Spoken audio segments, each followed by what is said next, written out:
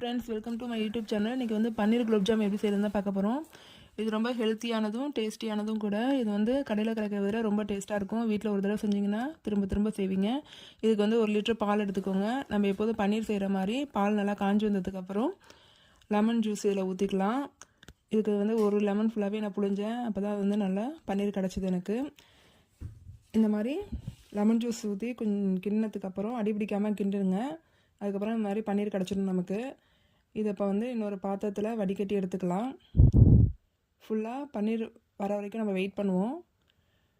இந்த மாதிரி ஸ்வீட் வந்து ஒரு தடவை நீங்கள் குழந்தைங்க செஞ்சிங்கன்னா திரும்ப திரும்ப வீட்டிலே செய்வீங்க. இது குலோப்ஜாம் மிக்ஸில் செய்கிறத விட இன்னும் ரொம்ப டேஸ்ட்டாகவும் ஹெல்த்தியாகவும் இருக்கும்.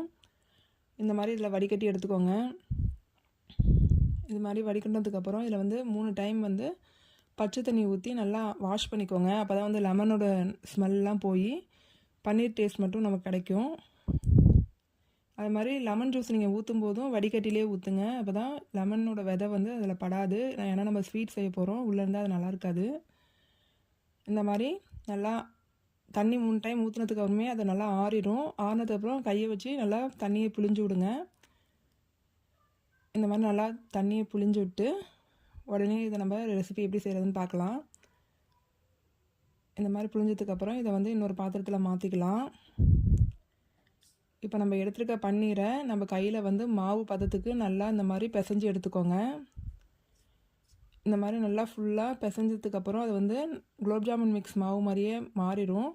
அது வரைக்கும் நல்லா பிணைங்க. இந்த பாருங்கள், இந்த மாதிரி உதிரி உதிரியாக உள்ளதை நல்லா மாவு மாதிரி பிணைஞ்சு எடுத்ததுக்கப்புறம் நம்ம இப்போ இதில் வந்து ஒரு சில பொருள்லாம் ஆட் பண்ண போகிறோம். அந்த மாதிரி ஆட் பண்ணதுக்கப்புறம் நம்ம கடையில் கிடைக்கிற மாவா குலோப்ஜாமுன் சொல்லுவாங்க, அதோட டேஸ்ட்டை விட இது ரொம்ப டேஸ்டியாகவே இருக்கும். ஒரு டைம் செஞ்சு பாருங்கள். இப்போ வந்து 1 ஸ்பூன் கீ போட்டுக்கிறேன். அதுக்கப்புறம் 1 ஸ்பூன் மைதா மாவு போட்டுக்கிறேன். 1 ஸ்பூன் ரவை மாவு போட்டுக்கிறேன். 1 ஸ்பூன் ஜீனி போட்டு 1 ஸ்பிஞ்சு வந்து பேக்கிங் பவுட்ரும் எல்லாத்தையும் நல்லா ஆட் பண்ணிக்கோங்க.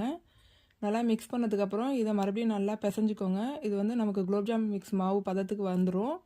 தண்ணியெல்லாம் எதுவும் ஆட் பண்ணக்கூடாது. அப்போ தான் நமக்கு வந்து திக்கான கன்சிஸ்டன்சியில் உருண்டை பிடிக்க வரும்.